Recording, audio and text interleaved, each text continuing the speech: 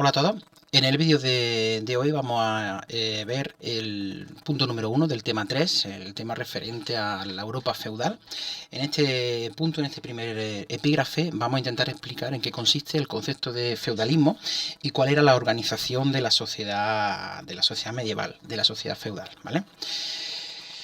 Como siempre os pongo las actividades, por si queréis tomando nota durante la explicación. La primera, la más importante de todas, explicar el concepto de feudalismo. La segunda, explicar cuál es el origen de este tipo de sociedad, de la sociedad feudal, también muy importante. La número 3, intentar explicar qué es y en qué consistía la ceremonia de vasallaje. Y por último, intentar, usando el dibujo de una pirámide social con los distintos grupos existentes en la sociedad feudal, intentar explicar la estructura que tenía esta sociedad, ¿vale? Empezamos con el primer apartado, el más importante, como digo, de todos, que es el concepto de feudalismo. A esa pregunta, para la definición más sencilla que os puedo dar, la respuesta a la pregunta de qué es el feudalismo, yo lo defino así, un sistema social, económico y político que se va a dar en la Europa central y occidental, sobre todo porque tiene su origen en la Europa occidental, entre los siglos IX y XIII aproximadamente, ¿vale? Surge en torno al siglo IX, depende de la zona, ¿vale? Se va extendiendo a distintas zonas del centro y oeste europeo, y va a perdurar al menos hasta el siglo XIII, aunque bueno, algunos elementos es verdad que los podemos rastrear incluso en fechas mucho más posteriores. No solo el concepto es importante, es decir, el feudalismo es un sistema social, pero que tiene también implicaciones económicas y políticas, ¿vale? Que se da en esta zona que hemos dicho y en estas fechas. También hay que intentar conocer por qué aparece, ¿no? Es decir, por qué es sustituido el sistema que viene de la edad antigua, de la edad de la época del Imperio Romano, basada en el esclavismo, cómo se pasa a este nuevo tipo de sociedad. Pues para entender esto hay que retrotraernos al fenómeno que se conoce como las segundas invasiones. Las segundas invasiones, conocidas así porque recordemos que existían unas primeras invasiones, que son aquellas protagonizadas por los reinos germánicos, ¿verdad?, desde el siglo IV después de Cristo, y que originan la caída del Imperio Romano de Occidente, que ya estuvimos explicando en el tema 1. Pues se produce desde el siglo IX una serie de incursiones, una serie de movimientos de pueblos. Ya no son los mismos que protagonizan las primeras invasiones, los pueblos germánicos, estos son otros pueblos distintos, y que van a dar origen a que surja este nuevo tipo de estructura social, este nuevo tipo de sociedad. Los pueblos que protagonizan estas segundas invasiones, sobre todo en la zona de Europa occidental, nos estamos refiriendo fundamentalmente a los más conocidos, a los normandos o vikingos. Bueno, se suele utilizar de manera indistinta el concepto, provenientes de la actual Noruega, Suecia, Dinamarca. Cuando hablamos de vikingos no hablamos de un único pueblo, sino que es un conglomerado de pueblos, porque ahí nos podemos rastrear noruegos, suecos, daneses, distintas lenguas, también distintas tradiciones, pero bueno, lo denominamos todos normandos, o también su nombre más habitual, vikingos, ¿vale? También tenemos, por supuesto, recordemos las invasiones desde el sur por parte de los musulmanes. No los podemos olvidar, aunque bueno, no nos vamos a detener mucho en este tema, nos vamos a centrar sobre todo en la de los normandos. Y el tercer gran grupo de pueblos que protagonizan las segundas invasiones, los conocidos los magiares o los húngaros, que provienen del este europeo y se asientan en la actual Hungría, la llanura de Panonia, creando un reino con una lengua curiosamente completamente extraña y que pervive hasta la actualidad. El húngaro es un idioma que no tiene nada que ver con los idiomas que existen en los países actuales de alrededor. No tiene ni origen eslavo, ni origen germano, ni origen, por supuesto, latino. Es una lengua completamente distinta, aunque utiliza las mismas letras que el alfabeto latino, pero el idioma, como digo, es completamente diferente. Bien, pues esos movimientos de pueblos, esas segundas invasiones, son lo que va a dar origen al nuevo sistema social. ¿Y por qué? ¿Cuál es la razón de que estas invasiones, estas incursiones de pueblos que saquean, ¿verdad?, que cortan puentes, caminos, saquean monasterios, atemorizan a la población? También coinciden con un momento, siglo IX, siglo X, ¿no?, el aniversario, el primer milenio del nacimiento de Cristo, existe una tendencia ahí intelectual que decía que podía ser el fin del mundo, ¿no? Cuando se cumplieran 1000 años del nacimiento de Cristo. Eso coincide con las segundas invasiones, con los reyes producidos por estos pueblos, y entonces pues se crea un sentimiento de pesimismo y un sentimiento de que se pensaba la gente que el mundo iba a terminar. Esto curiosamente va a tener sus implicaciones, como ya veremos más adelante, también no solo en la cultura, sino también muy importante en el arte, ¿vale? Concretamente con el arte románico, ya lo veremos. Esas segundas invasiones lo que provocan es, por supuesto, una inestabilidad y un miedo bastante profundo entre la gente, y sobre todo que los reyes de los distintos territorios se van a ver completamente incapaces, se van a ver sobrepasados por la situación, y no se van a encontrar con que no tienen medios para proteger a los habitantes, no solo para protegerlos, sino también para recaudar los impuestos, mantener un ejército. Es decir, no existía una estructura suficientemente asentada para poder defender el territorio. Entonces, ¿qué es lo que van a hacer? Pues van a recurrir a aquellos que tenían las armas. ¿Quiénes son los que tienen las armas? Pues los nobles. Si los reyes no podían defender a los súbditos, no podían defender a los habitantes de sus reinos, pues entonces, ¿quién podía defender esos territorios y a esos súbditos? Pues esa defensa del territorio los reyes se la van a dar, por supuesto, a los nobles. Esos nobles que se van a encargar de defender el territorio, una defensa del territorio que lleva implícita el juramento de una unión, ¿verdad? El juramento de una alianza entre el rey y esos nobles que reciben esa tierra, que van a proteger y que van a defender en nombre del rey. Obviamente eso es un pacto, una red de vasallaje, una serie de acuerdos entre reyes y nobles para poder garantizar esa defensa del territorio frente a estos pueblos invasores. ¿Qué es lo que ocurre con los campesinos, con el común de los mortales? Pues que también van a pasar a depender de los nobles. Es decir, esos pueblos, esas gentes, ¿no?, que aterrados ven cómo los vikingos, los húngaros, etcétera, etcétera, van invadiendo, van saqueando, pues se encomiendan a la protección de aquellos que teóricamente podían protegerlos, ya que eran los que poseían los medios suficientes para ello, entre otras cosas las armas, ¿no? Esa búsqueda de protección con respecto a los nobles, esos campesinos van en busca de este grupo social que los va a proteger, pero a modo de compensación, esos campesinos van a trabajar para ellos. Es decir, se establece una red de vasallaje y servidumbre en las cuales los nobles pasan a ser vasallos del rey, y los campesinos, el común de los mortales, pasan a ser sirvientes o pasan a ser también vasallos de los nobles. Obviamente a la cabeza de toda esta estructura estaría el rey, pero por debajo de él toda una red bastante importante de fidelidades, de servidumbres, de vasallaje, etcétera, etcétera, ¿vale? Todo esto se va a ejemplificar en un acto cuando un noble se encomienda a un rey. Se va a encomendar también de manera pública, realizando un acto en el que se establece de manera notoria ese pacto de fidelidad, ¿vale? Algo parecido puede ocurrir también, ¿no?, entre el noble y un vasallo, un campesino o un caballero, pero bueno, normalmente estas ceremonias son, cuanto más pomposas, obviamente mayor es el nivel de los intervinientes, ¿vale? Ese pacto, ese vasallaje, esa ceremonia tenía pues básicamente dos partes, ¿no? Una primera parte que es conocida como el homenaje, en la que el vasallo se sitúa de rodillas frente a su futuro señor, en este caso un rey, ¿vale? Aunque también, como digo, estas ceremonias podían hacerse de nobles menores a nobles más importantes, no tiene que ser solo con respecto al rey.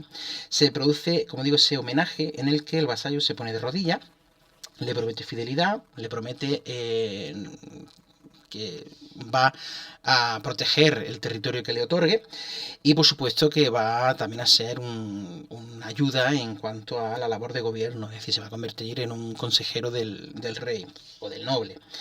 Después de ese homenaje, de ese arrodillamiento, se produce la investidura, en la que el rey hace una especie de entrega simbólica de un territorio que se le va a conocer como el feudo. Feudo, de ahí viene la palabra feudalismo, ¿verdad? Feudo sería esas tierras entregadas por el rey a un noble para que las administre y las proteja, en nombre del rey, por supuesto, ¿vale?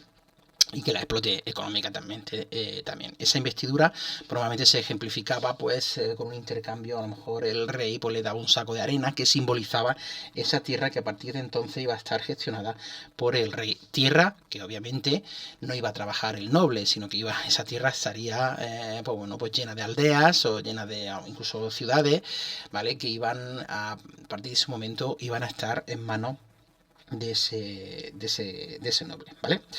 En principio, esta ceremonia, pues este pacto terminaba cuando moría una de las dos partes, o cuando traicionaba el pacto una de las dos partes, pero los títulos nobiliarios y la condición de noble con el paso del tiempo se va a convertir en hereditaria, ¿vale?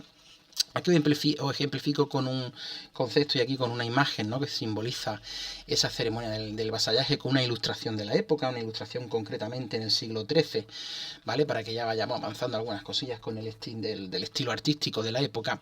Aquí vemos cómo tenemos aquí un señor que puede ser, como digo, un rey, puede ser un noble, puede ser un conde, un duque, ¿vale? Es decir, nos podía valer cualquiera, que va con respecto a su vasallo que puede ser un noble o a lo mejor puede ser una persona que no tenga categoría de noble, ¿de acuerdo? Ya dependiendo obviamente del nivel en el que nos encontremos.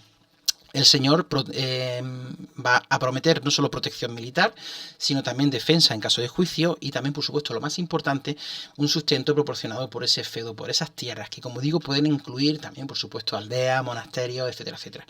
El vasallo, de la condición que sea de más alta o más baja alcurnia, pues va a prometer ayuda militar, consejo de gobierno, es decir, va a ayudar al señor al rey a gobernar sus tierras y por supuesto muy importante se va a encargar de recaudar los impuestos para hacerlos llegar a su señor, obviamente la parte proporcional porque indudablemente ese vasallo, ese noble va a quedarse con parte de esos impuestos, ¿vale? Se conservan curiosamente muchos textos de estas ceremonias porque esto como que era un acto que con el paso del tiempo se va a asentar no solo las partes de la ceremonia, sino también los textos que se utilizan para ejemplificar y prometer. Casi parecen, ¿verdad?, los votos que se pronuncian cuando se da una ceremonia nupcial, cuando existe un matrimonio, porque realmente lo que se está sancionando es una relación a nivel económico y a nivel social e incluso a nivel, como digo, también personal de dependencia, ¿no?, entre el señor y el vasallo, que en principio tiene que perdurar no solo durante la vida de esas personas, sino, como he comentado antes, se convierte en algo hereditario, es decir, hasta que una de las dos partes pues dé por finalizado el contrato, ¿verdad? Entonces, como digo, se conservan muchos textos de estas ceremonias que resultan muy, muy, muy curiosos, ¿vale? Aquí tenemos algunos, os leo, por ejemplo, tenemos aquí una Alberto de Bruja del siglo XII, un rito de vasallaje. El conde preguntó al futuro vasallo si quería convertirse en su hombre y aquel le contestó, lo quiero. Después, juntando las manos con que el conde cubrió con las suyas, se aliaron por un ósculo. El hombre prometió fidelidad en estos términos: prometo por mi fidelidad ser fiel al conde y guardar contra todo y enteramente mi homenaje de buena fe y sin engaño. En este caso, el homenajeado, el señor, es un conde, ¿vale? Y la otra persona no especifica, un vasallo, no sabemos si tenía alguna condición de caballero o simple campesino, simple persona, ¿no?, sin ningún tipo de título. Y como podéis observar, pues tiene algunos tintes que recuerdan mucho, ¿verdad?, una ceremonia nupcial. En el caso de la derecha, en el año del siglo XII también, en nombre del señor yo, Rogelio de B7, te doy en feudo a ti, Arnaldo de Corleano, y a tus descendientes yo entrego el castillo para que lo tengáis en feudo mío, salvo mi fe, mis derechos señoriales y mi justicia. Es decir, que ahí especifica, ¿verdad?, que aunque el señor otorgue a su vasallo un feudo, un castillo, y etcétera, etcétera, lo que sea, ¿vale?, siempre va a tener una serie de derechos y por encima de él va a estar el señor, ¿vale? Como podéis observar, pues prácticamente, como digo, nos recuerda mucho a una relación matrimonial casi, ¿verdad?, entre un señor y un vasallo. Obviamente no era una relación matrimonial, era una relación de señor y vasallo o súbdito. Esta estratificación social, esta jerarquía, ¿verdad?, que va desde el rey hasta el súbdito más bajo, ¿verdad?, con unos pasos intermedios entre distintos tipos de nobles más importantes, pues da origen a un tipo de sociedad que nosotros la vamos a denominar a partir de ahora como sociedad estamental. La sociedad feudal y sociedad estamental lo vamos a utilizar casi como si fueran sinónimos, ¿vale? Aunque sí es verdad que la sociedad estamental va a perdurar bastante en el tiempo, con algunos pequeños ligeros cambios de lo que es el feudalismo propiamente dicho. Esta sociedad, como podéis observar, como hemos comentado en muchas ocasiones, sí es piramidal, ¿de acuerdo? En el cual los grupos sociales más mayoritarios y con menor peso tanto económico como político están en la base. Ahí nos encontraríamos con los pobres, los artesanos, etcétera, etcétera, ¿vale? Y conforme vamos ascendiendo en esa pirámide, pues no solo la cantidad de lo numeroso de los grupos sociales va disminuyendo, sino también va incrementándose el poder tanto normalmente político, también en ocasiones económico. La base de la sociedad feudal es que es una sociedad, como digo, jerarquizada y está basada en una profunda desigualdad, ¿vale? La sociedad feudal la dividimos en dos grandes grupos, como podéis observar. Los grupos privilegiados o estamentos privilegiados y los estamentos o grupos sociales no privilegiados. La palabra estamento hace referencia a un grupo social que es casi cerrado. ¿Qué quiere decir cerrado? Pues que era muy complicado pasar de un grupo social a otro. Complicado no quiere decir imposible, ¿de acuerdo? No es imposible porque, por ejemplo, un campesino pues perfectamente podía pasar a englobar las filas del estamento clerical, es decir, podía hacerse monje o podía hacerse cura, entonces saltaba a este estamento privilegiado, obviamente en su parte menos importante. También en ocasiones muy especiales, aunque eso sobre todo conforme van avanzando a los siglos, sí se puede ir encontrando. El rey tiene potestad para crear títulos nobiliarios, entonces puede ocurrir que una persona que haya alcanzado cierta importancia, sobre todo cierta riqueza, que pertenezca al tercer estamento, al estamento más de los no privilegiados, el estamento más bajo, pues pueda ser ennoblecido por el rey, ¿vale? Y a partir de entonces se empieza a considerarse como noble, aunque eso, como digo, es muy difícil. Por lo tanto, son grupos sociales casi cerrados, era muy difícil pasar de un nivel a otro, pero no quiere decir que no fuera imposible. Muy difícil, pero bueno, no imposible. Los privilegiados y no privilegiados. ¿Por qué privilegiados y no privilegiados? Pues básicamente el principal privilegio era que no solo tenían el poder, ¿vale? También normalmente tenían un nivel económico superior, sino que el principal privilegio era que no trabajaban y, lo más importante, que no pagaban impuestos, ¿vale? Ni nobleza ni clero pagaba impuestos. Podía pagar donaciones, que se podía, que era como se conocía, una especie, ¿no?, de dinero que se le podía entregar al rey y tal, pero impuestos como tal de tener que pagar anualmente una determinada cantidad de cosecha, una determinada cantidad de ganado a su señor, pues eso no era obligatorio. Los no privilegiados, los más pobres, pues sí tenían que pagar de manera obligatoria una serie de impuestos, una serie de prebendas, tanto a sus señores como, por supuesto, a la iglesia. Ya hablaremos de eso. Uno de los impuestos más importantes que había que pagar anualmente era el diezmo, una décima parte de los ingresos había que pagarla a la iglesia. Eso lo veremos en el apartado que hablemos de la iglesia en la sociedad feudal, ¿vale? Dentro del grupo de los no privilegiados, pues ahí pues metemos pues prácticamente todo aquel que no era ni noble, ni perdón, no era ni noble ni clérigo. Ahí encontramos los campesinos, artesanos, comerciantes, etcétera, etcétera. Por supuesto, los siervos, ¿verdad? Personas que no eran libres del todo, tampoco eran esclavos. Obviamente también existían esclavos, ¿no?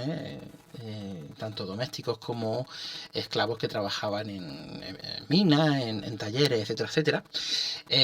Todas esas personas, como digo, ese conglomerado que era la gran mayoría de la población, pues era el grupo de los no privilegiados. Podía haber alguno, obviamente, que se enriqueciera, no decimos que no, pero lo que está claro es que no tenía ningún tipo de poder, ¿eh? En el caso de los privilegiados, pues nos encontramos, por supuesto, con la nobleza y el clero, que son los dos grandes grupos. El rey, aunque aquí aparezca, por supuesto, en la cúspide, no lo imaginemos como un grupo aparte, sino que el rey estaría dentro de la nobleza, simplemente que el rey sería el más importante de todos los nobles, ¿no? En caso de que haya emperador, pues obviamente también estaría por encima, pero no imaginemos el rey o la monarquía como algo distinto a la nobleza. También, tanto nobleza como clero van a estar jerarquizados. Es decir, en el caso de la nobleza no es lo mismo un caballero, ¿vale? Que era una persona que se dedicaba a la guerra y que tenía el dinero suficiente para poder costearse un caballo y un equipamiento militar, que por ejemplo un conde, un duque, un marqués, un barón, un vizconde, que era un título nobiliario que ya tenía implícito un poder económico y un poder político mucho más importante, ¿vale? Entonces por eso diferenciamos alta y baja nobleza. De todas maneras esto profundizaremos cuando veamos el punto de la nobleza, ¿vale? Dentro de un par de vídeos. En el caso del clero pasa algo similar, ¿no? Tenemos bajo clero y alto clero. No es lo mismo, yo siempre pongo el mismo ejemplo, no es lo mismo un monje de un monasterio perdido en la montaña que tenían lo justo casi para comer y ni eso, ¿vale? O un cura de una parroquia también de un pueblo perdido de la montaña que mal vivía y que muchas veces también pasaba muchas penurias, que por supuesto un obispo, que un cardenal, que el abad de una iglesia, etcétera, etcétera. También diferenciaremos, como digo, profundizaremos en ello, clero secular y el clero regular. El clero regular es aquel clero que está sometido a una regla, básicamente los monjes, ¿vale? Los que viven a los monasterios, para que me entendáis. Y el clero secular serían los sacerdotes, incluiríamos cura y obispos, ¿vale? Pues esa estructura en tres, ¿vale? Dos grandes grupos, privilegiados y no privilegiados, y luego los privilegiados a su vez se dividen en dos, clero y nobleza. Se formarían los grupos de la sociedad estamental, como digo, una sociedad estamental jerarquizada y en forma piramidal. Curiosamente, esto tiene una ideología también. Se consideraba que cada uno de estos grupos tenía su función, ¿vale? Es decir, tenemos por un lado, tenemos los velatores, los nobles, conocidos también como los velatores, que lo que hacen es defender a los otros dos. Es decir, los nobles se encargan de defender de la guerra, se encargan de proteger tanto al clero como al campesinado. En el caso del clero, del sector clerical, los oradores, ¿de qué se encargan? Pues se encargan de rezar por la salvación de las almas, no solo de sí mismos, sino también de la nobleza y del campesinado. Y el resto, campesinados, artesanados, etcétera, etcétera, son los laboradores, es decir, son los que trabajan, son los que se encargan de trabajar y con su trabajo sustentan, ¿vale? Tanto al clero como a la nobleza. Esto es la teoría, ¿vale? La teoría, porque en el caso de la nobleza, la teoría dice que se encarga de defender a los campesinos, pero en muchas ocasiones lo que va a hacer es dominar y avasallar y maltratar al campesinado de manera continua, ¿vale? Es curioso, pero bueno.